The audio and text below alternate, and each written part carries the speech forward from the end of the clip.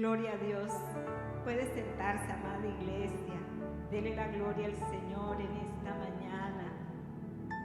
Es un gozo adorar al Señor. Me gusta la parte de esa adoración cuando dice, y así permaneceré. Qué lindo, ¿verdad? Cuando nosotros entramos al tiempo de oración, de adoración, queremos estar allí, no queremos levantarnos de ese momento precioso que el Señor nos da. Muy bien, Dios les bendiga, Dios les guarde nuevamente. Y bueno, me tocó el turno.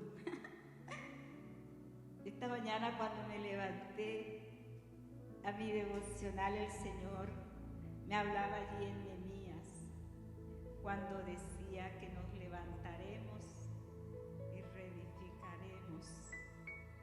Y a veces no lo creemos, porque la fe es algo de lo que siempre hablamos, pero hoy vamos a hablar nuevamente de la fe. A veces cuando vivimos momentos difíciles, situaciones, circunstancias, la fe se pierde, ¿verdad? Se va por algún lado.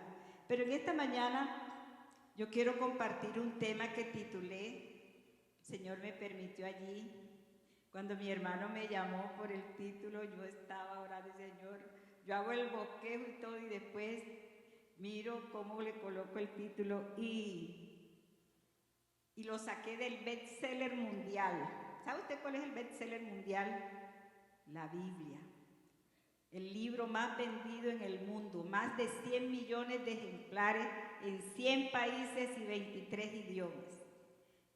Y titulé allí, El hombre que perdió todo menos su fe.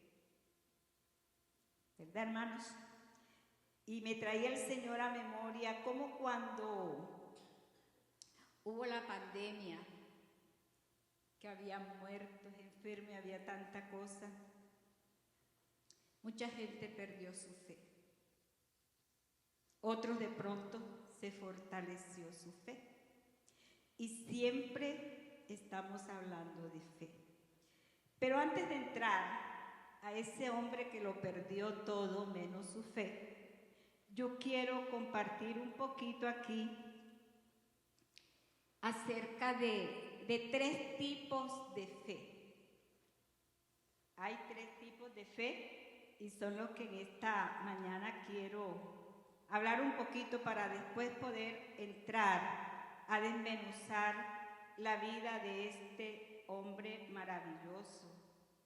Y son historias bíblicas, pero son puentes que nos conectan con el día de hoy y con el vivir de nosotros diariamente.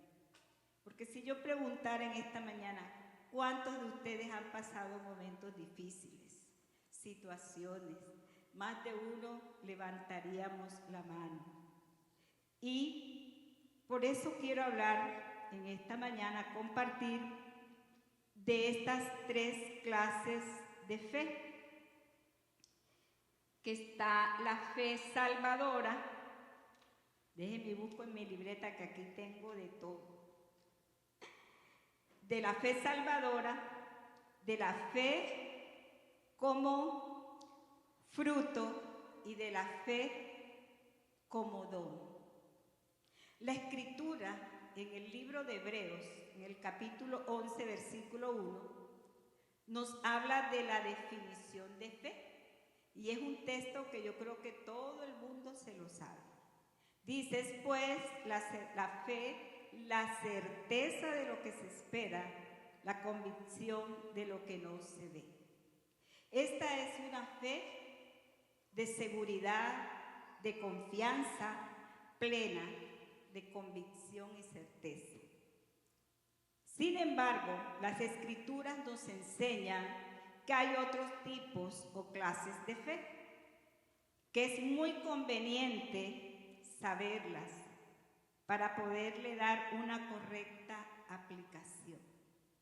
Esa fe salvadora es la fe que Dios nos da a todos para depositarlas en Cristo.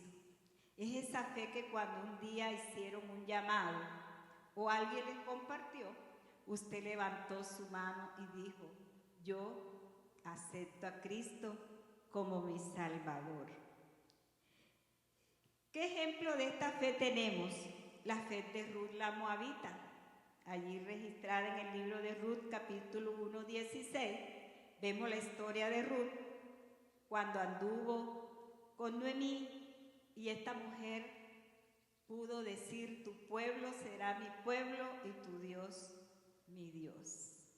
Encontramos la fe del eunuco, el etíope, aquel hombre que Felipe le compartió el mensaje de Jesucristo y el eunuco creyó en Jesús y se convirtió.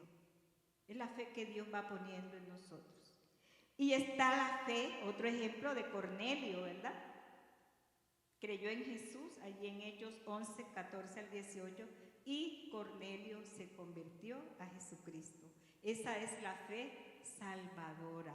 La fe que cuando tú llegas a un lugar como este, ahorita me gozaba cuando estábamos en la escuela dominical, que la hermana Lili le preguntaba que qué fue la que la trajo aquí. Y ella empezó a decir cosas tan bonitas, el amor, el cuidado, una serie de cosas preciosas. Y eso solo lo pone la fe de Cristo en nuestro corazón y por eso permanecemos hasta el día de hoy. La otra fe es la fe como fruto.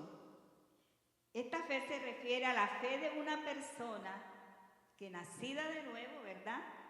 Va adquiriendo. Dice, esta fe puede crecer, ser fortalecida y sometida a prueba si queremos hacer grandes cosas en la vida. Cuando ya tenemos esa fe, ya nos hemos bautizado, hemos estudiado las clases bautismales, ya vamos conociendo al Señor, el Señor va depositando esa fe en nosotros. Y ahorita hablábamos, ¿verdad? Cuando los dones y todas estas cositas que Dios nos va regalando, entonces ya las podemos ir poniendo a trabajar, ¿verdad? Y algunos son maestros, otros son evangelistas, y ahí vamos. Esa es la fe que Dios nos da. Y dice, podemos decir que esta fe, ¿verdad?, nos ayuda a conocer y amar más al Señor. Esta fe es parte del fruto del Espíritu. Esta fe debe cultivarse. En 2 de Timoteo 2:6 dice que el labrador participa en los frutos y debe trabajar primero. Parafraseando este texto, hay que trabajar sembrando para poder disfrutar la cosecha, ¿verdad? Entonces tenemos que estar allí trabajando. Los diáconos, ¿cómo fueron escogidos? Según el libro de los Hechos 6:5, porque fueron hombres que fueron llenos de fe. Bernabé, que fue uno de los misioneros que trabajó con el apóstol Pablo, fue un hombre que también fue lleno de fe, de creerle a Dios. Todos los que estamos aquí estamos por fe, porque creemos. Aquí no vemos imágenes, no vemos nada de eso, sino por la fe. Entonces fíjense, ya esa es la fe que va creciendo. De fe salvadora pasó a ser la fe como fruto y ahora viene la fe como don. En 1 Corintios 12, si usted lee, encuentra 9 dones que están dados allí y entre esos está otro, dice fe por el mismo Espíritu. La fe es uno de estos nuevos dones que están allí y nosotros podemos esta fe tenerla como un don y es porque Dios lo da, un regalo que Dios nos da. En 1 Corintios 12:31 dice que esta fe no se puede desarrollar pues es dada por el Espíritu Santo.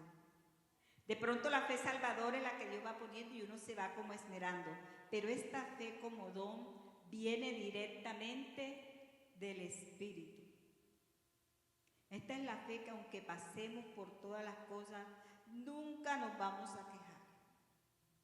Nunca vamos a estar sino creyendo que Dios lo hará. que Dios nos levantará. Entonces, esta fe es dada por el Espíritu como Él quiere y es puesta a funcionar en determinadas personas y circunstancias. Y encontramos allí, ¿verdad?, el ejemplo del cojo de la Hermosa. Encontramos la historia de Pedro con estas personas. Y vemos, si escudriñamos la palabra, encontramos cantidades de ejemplos. Pero en esta mañana yo quiero hablar de ese hombre que perdió todo, menos su fe. La Biblia presenta muchos cuadros de la fe, de hombres y mujeres de Dios que conservaron la fe. Y en esta mañana quiero hablar del patriarca Job. De pronto todos dirán, cuando yo era niña yo escuchaba que la gente decía, le preguntaba el uno al otro, ay, ¿cómo está? Aquí como el siervo Job. Y bueno, uno va creciendo y cuando ya uno conoce la palabra, que va a mirar, yo decía, pero la gente dice que como el siervo, pero los hijos no se le han muerto. No ha perdido sus cosas. A veces una situación, porque todos pasamos por situaciones. Nadie puede decir que está exento de situaciones y circunstancias. Vivimos muchas cosas que a veces nos parece mentira, pero las vivimos. Pero gracias a Dios que esa fe que tenemos en el Señor es el que nos sostiene. Y como cantábamos ahorita, vamos de gloria en gloria. No nos quedamos, nos levantamos y reedificamos, como me decía el Señor esta mañana. Entonces, pero yo antes de entrar a hablar de este hombre que es nuestro ejemplo en esta mañana, yo quiero hablar de unas situaciones o circunstancias que nosotros vivimos y que tenemos que aprender a diferenciar. Hoy quiero compartirles acerca de lo que es la prueba, de lo que es un proceso, de lo que es un ataque y de lo que es una consecuencia. Las pruebas y los procesos son algo dado por Dios. ¿Cuál es la diferencia entre una prueba y un proceso? Es que las pruebas son con un término corto. Por eso usted pasa una situación y al ratico ya la resolvió, porque las pruebas son con términos cortos. Pero los procesos son términos largos. Y los procesos no los resuelve Dios. A pesar que Dios los da, no los resuelve Dios. Los procesos los resuelve tú y yo mismo. Porque ¿sabes tú por qué Dios da un proceso? Porque Dios quiere enseñarnos algo. Quiere llevarnos a cierto nivel donde nosotros, ahorita escuchaba a los jóvenes cuando decía aquí o a las hermanitas que los pastores estaban enseñando, ministrando, porque ellos habían recibido para dar. Entonces, cuando tú quieres dar, tú quieres enseñar, tú tienes que pasar por un proceso de aprendizaje, de enseñanza, de disciplina, de una serie de circunstancias. Entonces, el proceso no es una prueba, tiene una particularidad que hasta que no logra en mi vida y en tu vida lo que Dios quiere hacer con nosotros, el proceso no va a dejar. El proceso va a estar. ¿Sabes tú por qué las pruebas a veces se repiten en nuestras vidas? Porque las pruebas son como cuando el estudiante dura todo el año, o si es universitario, todo el semestre estudiando, y llega el día de la prueba, de la evaluación. Y te entregan tu hoja. Nadie te va a decir ni te va a ayudar a responder. Tú mismo tienes que resolver con lo que aprendiste durante ese año, ese semestre, lo que está escrito allí. Si no aprendiste, se te olvidó, no respondiste, no pasaste la prueba.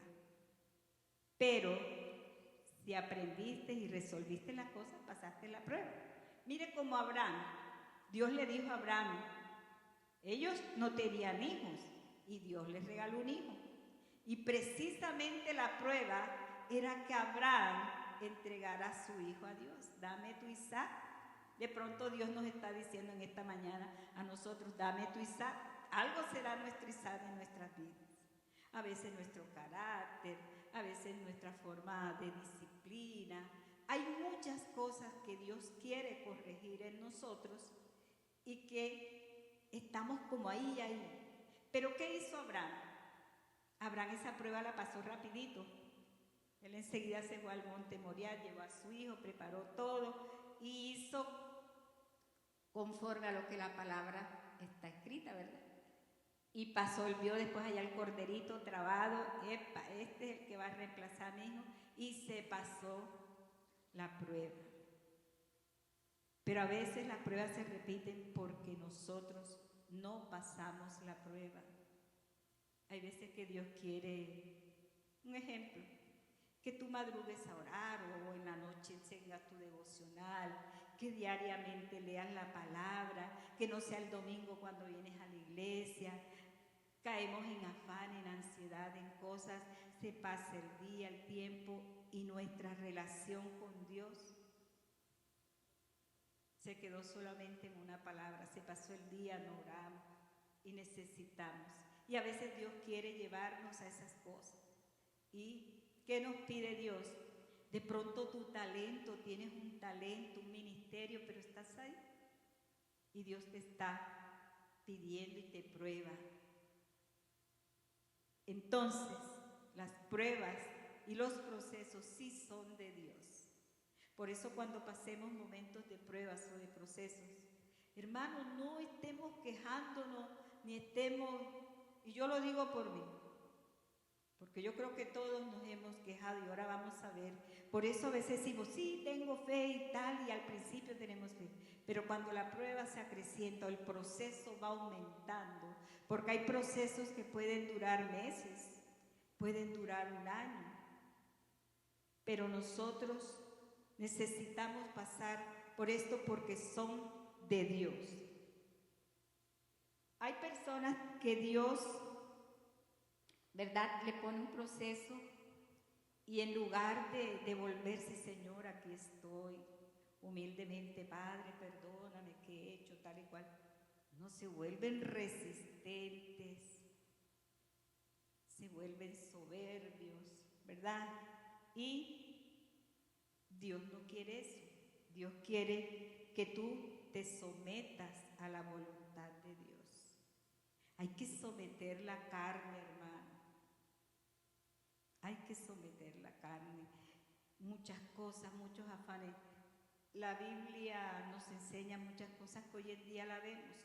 Por eso la historia bíblica es un puente con la historia de hoy.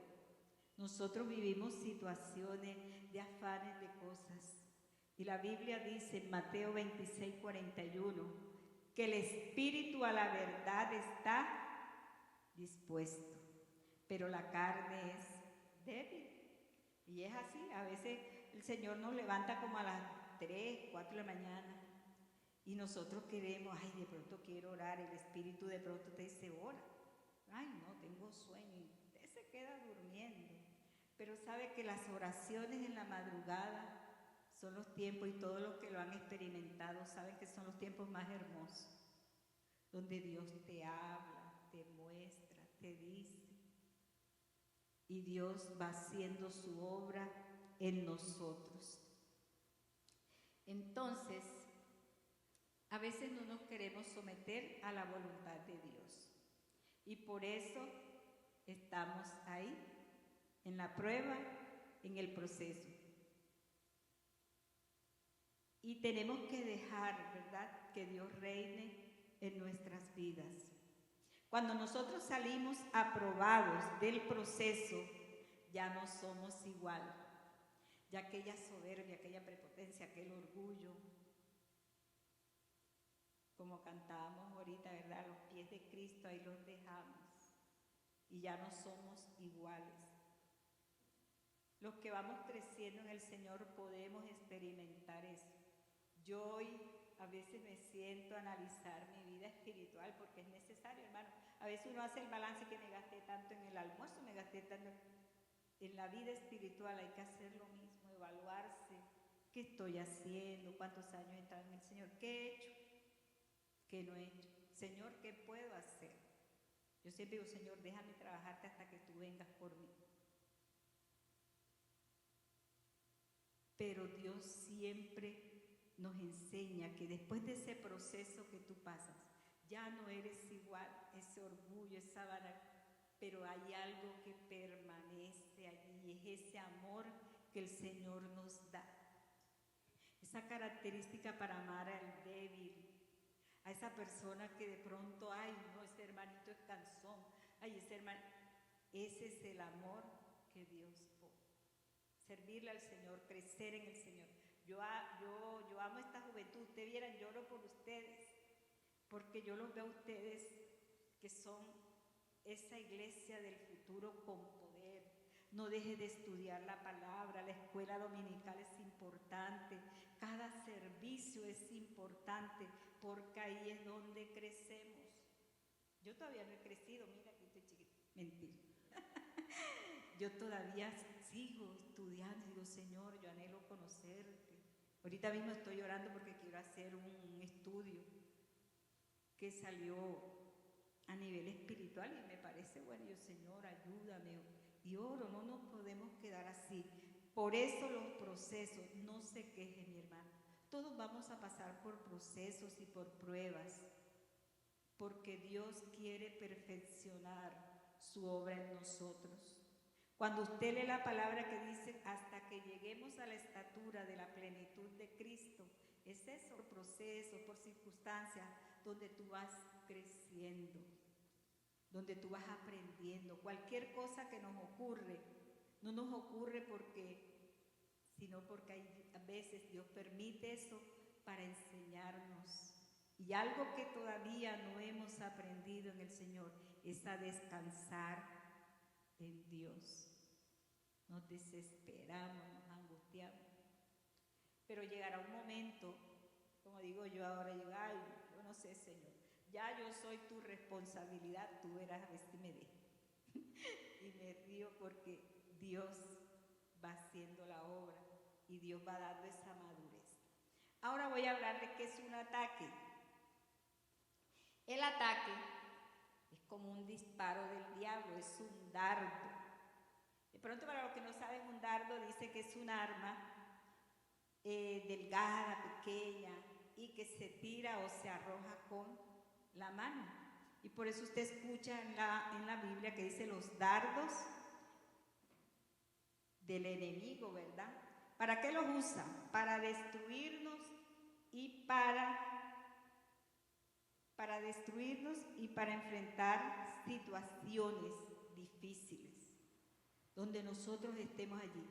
¿Sabe que los dardos también son esas situaciones allí en nuestra mente, esos pensamientos que nos separan totalmente de la voluntad de Dios? Y el enemigo está allí. Pero la palabra de Dios nos dice y nos habla de una armadura.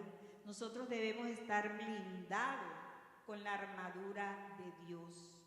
Blindado es protegido y con materiales metálicos, dice en la definición, para ser protegido de cualquier ataque. Entonces, y las consecuencias ya no son de Dios. Las consecuencias son de nosotros mismos.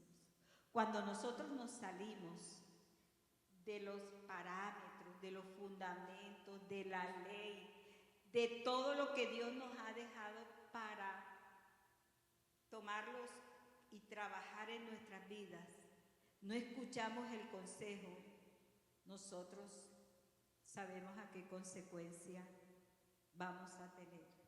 Entonces las consecuencias son y dependen de nuestra propia vida. Si usted va de acuerdo a los planes de Dios, las consecuencias no serán sino de bendición. Pero si vamos en contra de la voluntad de Dios, las consecuencias son diferentes. Entonces, los ataques vienen de parte del enemigo. El enemigo siempre ha querido destruirnos. Su objetivo es el hombre, ¿verdad? La Biblia dice que él anda como león rugiente buscando a quien devorar. Pero si tenemos la armadura de Dios puesta, no crea usted que no vamos a pasar dolores. Los guerreros, la gente que va a las guerras, a las luchas, ellos tienen sus armaduras y sus cosas, pero a veces también le duele, a veces se sienten mal. Pero una de las cosas es que no son destruidos. Y como decía el apóstol Pablo, derribados, pero no destruidos. Entonces, hoy sí, ya voy a iniciar con el hombre que perdió todo menos su fe. Este es el patriarca Job. Y si abrimos la Biblia en el capítulo 1 del libro de Job, vamos a encontrar cómo define o describe la Biblia a Job. Voy a leer allí para ustedes. Voy a leer los primeros 5 versículos. El título que está allí se llama Las calamidades de Job. Dice: hubo en tierra de Uz un varón llamado Job, y era este hombre, mire las características y cómo lo define el mismo Dios, porque Job no dijo, ay, yo soy esto ni esto otro, no. Dios dice, este hombre era perfecto y recto, temeroso de Dios y apartado del mal. Y le nacieron 7 hijos y 3 hijas. Su hacienda era 7,000 ovejas, 3,000 camellos, 500 yuntas de bueyes, 500 asnas y muchísimos criados. Y era aquel varón más grande que todos los orientales. E iban sus hijos y hacían banquetes en sus casas, cada uno en su día, y enviaban a llamar a sus hermanas para que comiesen y bebiesen con ellos. Y acontecía que habiendo pasado un turno, los días del convite, Job enviaba y los santificaba y le levantaba de mañana y ofrecía holocausto conforme al número de todos ellos, porque decía Job, quizás habrán pecado mis hijos y habrán blasfemado contra Dios en sus corazones. De esta manera hacía todos los días. Nosotros podemos ver en la vida de Job 2 situaciones como las que contaba ahorita. En la vida de Job hubo un proceso y hubo un ataque. ¿No cree usted que el diálogo que tiene Dios allí con Satanás era un diálogo? No, ese diálogo era una batalla que Dios tenía por la vida de Job.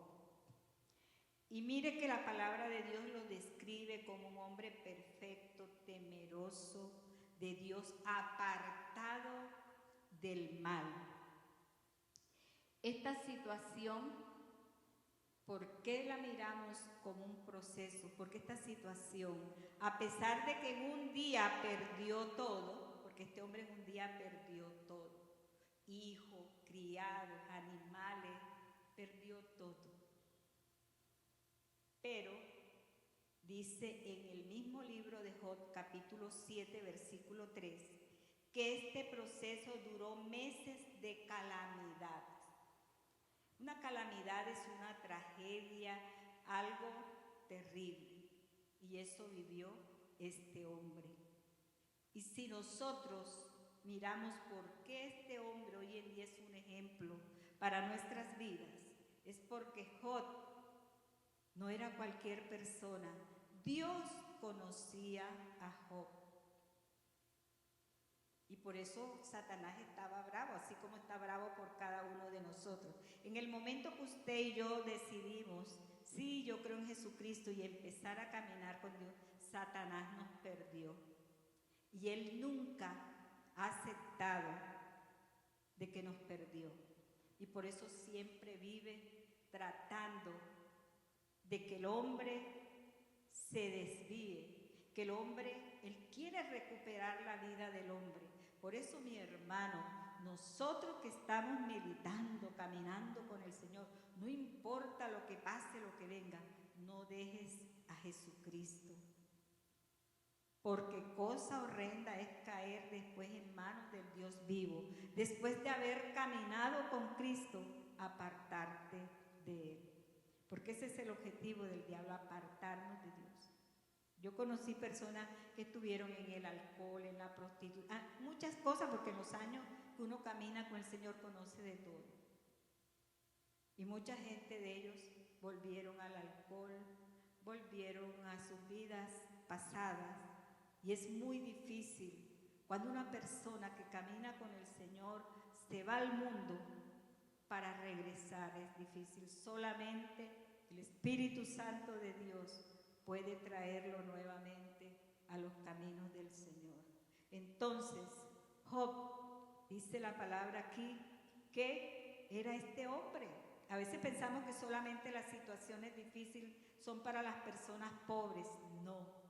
El enemigo cuando va a atacar, él no tiene que ver a quién va a atacar. Y aquí lo estaba haciendo con un hombre que lo describe la Biblia, que era perfecto, recto, temeroso. Y no era cualquier cosa, él era un hacendado. Y si usted mira la palabra allí, cómo describe la palabra todas las cosas que tenía Job. Job tenía 7 hijos, 3 hijas, imagínense, 10 hijos. Tenía 7,000 ovejas, 3,000 caballos, 500 yuntas de bueyes, 500 asnos y muchísimos criados. Y era en esa época reconocido por los orientales como el más grande, el más rico. Podríamos llamarlo en la actualidad millonario. Y esa era la característica, la posición de Job. Pero fíjese que dice la palabra que Job era muy preocupado por la vida espiritual de sus hijos, porque sus hijos hacían sus fiestas, sus convites, pero él dice que ofrecía un holocausto por cada uno de sus hijos. O sea, él estaba clamando misericordia por sus hijos. Entonces, nosotros podemos ver que Job no era cualquier persona. Job era una persona que estaba solamente concentrada allí en agradar a Dios. Dice la palabra en el versículo 6 que un día vinieron a presentarse delante de Jehová los hijos de Dios, entre los cuales vino también Satanás. Y dijo Jehová a Satanás, ¿de dónde vienes? Respondiendo Satanás a Jehová dijo, de rodear la tierra y de andar por ella. Y Jehová dijo a Satanás, ¿no has considerado a mi siervo Job, que no hay otro como él en la tierra, varón perfecto, recto, temeroso de Dios y apartado del mal? Y respondiendo Satanás a Jehová dijo, ¿acaso teme Job a Dios de balde? ¿No le has cercado alrededor a él y a su casa y a todo lo que tiene? Al trabajo de sus manos has dado bendición, por tanto sus bienes han aumentado sobre la tierra. Pero extiende ahora tu mano y toca todo lo que tiene y verás si no blasfema contra ti en tu misma presencia. Dios sabe lo que hacía Job. Dios sabe lo que hacemos cada uno de nosotros. Dios está viendo. Mira a mis hijos todos los domingos en la iglesia, en sus casas oran, y tienen una vida consagrada. Dios conocía la vida de Job y Satanás también. ¿Y sabe cuál era el afán de Satanás? Contra Job y hoy en día contra nosotros, que nosotros fallemos, para él decirles a Dios, mira, no solamente yo fallé, sino esos también. Pero ¿sabe qué hizo Jehová Dios? Dice que le puso por la cara a Satanás, ¿quién era Job? Mira, mi hijo, no hay otro como él. Mira, mis hijos están aquí reunidos en esta mañana adorándome. Y eso le da rabia al diablo, por eso cuando uno llega a su casa, algo pasa. Pero está vencido el enemigo. Y por eso Dios le dijo, mira, aquí está mi hijo. Y Satanás siempre con ese deseo de destruir al hombre, y de apartarlo de esa fe de Dios, él siempre, y esa conversación de Dios con Satanás no fue una conversación, fue una batalla. Y así, mi hermano, batalla Dios por nosotros. Por eso nuestras vidas, cada día hay que llevarla, como cantamos ahorita, de gloria en gloria, para que Dios, ¿verdad? Cuando el diablo diga, ay, mira fulanito, si a Dios saca fulanito y se lo pone, dice, aquí está fulanito. Fulanito ora, va a la iglesia, hace esto y empieza a contar todas las cosas. Así hizo con el enemigo, porque él enseguida se levantó, fue a eso, a hacer que el hombre fallara. Y mire que Job, por eso Job quedó plasmado en la historia de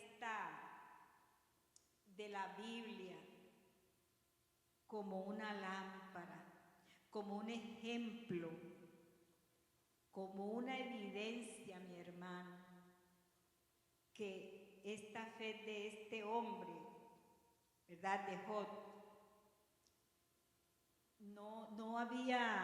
no tenía él en ese momento sino muchas cosas, muchas riquezas, y es una evidencia que nada de esto pudo impedir que este hombre fuera probado.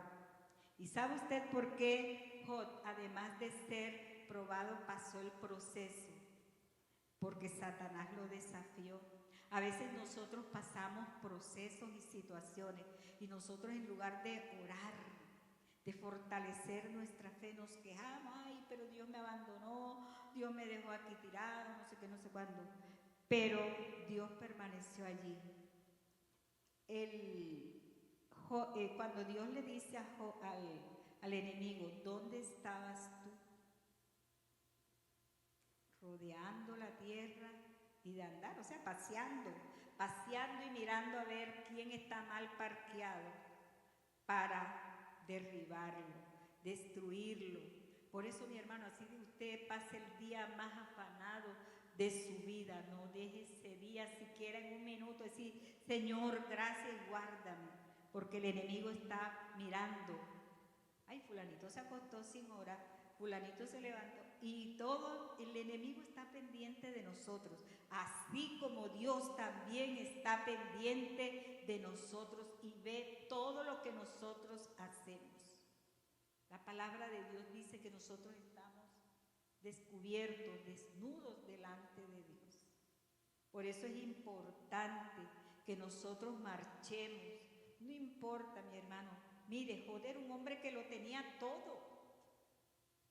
Y mire las artimañas de Satanás. Satanás siempre dejaba a uno, que era el que traía el chismoso, a traer el cuento. No, mira que se cayó esto y se murieron. Los sabeos era una tribu que le tenía rabia también al pueblo de Dios. Y también pasaron en la historia. Y empezamos a ver cómo murieron sus hijos, sus animales, sus criados. Job quedó sin nada. Y por eso le dice Satanás al Señor, dice, tócalo.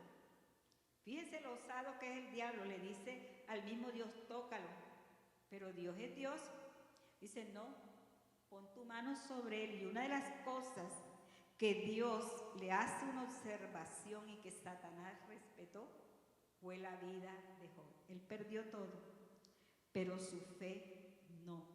Y como Dios conocía a Job, le dijo, no hay otro como él. Qué lindo que Dios pueda decir, no hay otro como mi hermano, como mi hijo. Hermano, y para ganarnos esos atributos de Dios hacia nosotros, hay que perseverar, hay que luchar, hay que mantener esa fe, no una fe de boca, una fe verdadera de corazón. Porque nadie va a decir aquí, ay, yo sí tengo esa fe de Job. Eso es mentira. Para eso no hubiera dejado Dios este libro.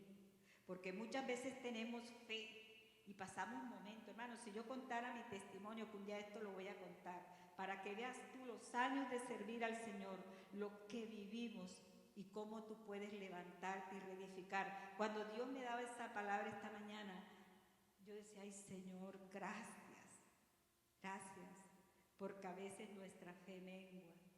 ¿Y dónde está Dios? Cuando tenemos dolores, cuando pasamos por procesos. ¿Sabe cuando una vez a mí el médico me dijo, hay que sacarte ese riñón? Esa noche yo iba a predicar en una vigilia y mi fe menguó. Yo llamé enseguida y dije, no puedo ir a predicar. Busquen otra persona. Me sentí y el enemigo de pronto se puso alegre.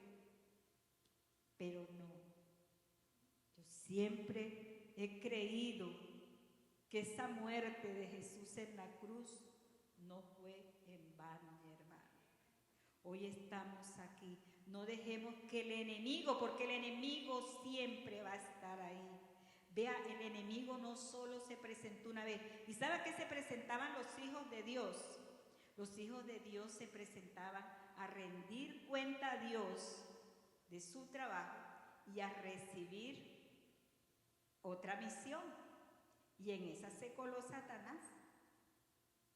Cuando nosotros nos reunimos a veces a deliberar ciertas situaciones, el enemigo está ahí, esperando a ver dónde se mete para formar. Y Satanás se presentó por segunda vez. Y cuando Dios le dijo que le tocara todo, él le tocó todo lo material. Pero después le dice a Dios, tócale su salud. Vamos a hablar así parafraseando, tócale su salud. Por eso le dijo piel por piel. Y verás a ver que blasfema en tu presencia. Pero Dios conocía a Job. Y aunque cuando nosotros seguimos leyendo el libro, es precioso. Por eso le dije, lo saqué de ese bestseller. Lea Job. Mire, Job tuvo 3 amigos, los más íntimos del mundo. Y dice que nada más duraron 7 días y 7 noches con el pobre Job allí porque lo vieron calladito. Pero cuando Job lanzó su grito y dijo, Dios mío, y dice la palabra que maldijo el día que nació, estos amigos se levantaron a proferir los discursos que dice la palabra y proferían juicios sobre Job. Tú estás en pecado, tú andas mal, porque a veces cuando uno se enferma la gente dice así, ay no, la hermanita, quién sabe en qué andará. Pero Dios me conoce, Dios te conoce. No le temas el que dirán, solamente vive la palabra. Y estos amiguitos que por eso al final del libro, él tuvo que orar por esos amigos. Si Job no hubiera orado por sus amigos, ellos hubieran quedado en condenación, porque ellos juzgaron a Job. Y mire, hermano, ¿por qué le digo que a veces la fe es nada más de labio?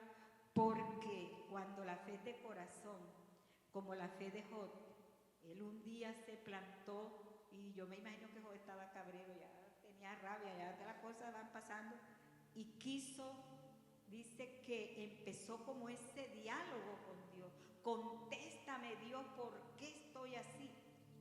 Hay unas palabritas que siempre escuchamos que dice, ¿por qué a las personas buenas les pasan cosas malas? Eso lo hemos escuchado muchas veces. Y Job estaba cabrero ese día y le dijo, Señor, pero Dios nunca le respondió a Job porque Dios es Dios. Dios solamente le dijo a Job, dice, ven acá, cíñete como un varón porque te voy a hablar. ¿Dónde estabas tú cuando yo creé el mundo? Enseguida lo dejó calladito y Job fue cogiendo nuevamente su fe y fortalecida en el Señor, fue cada día creciendo.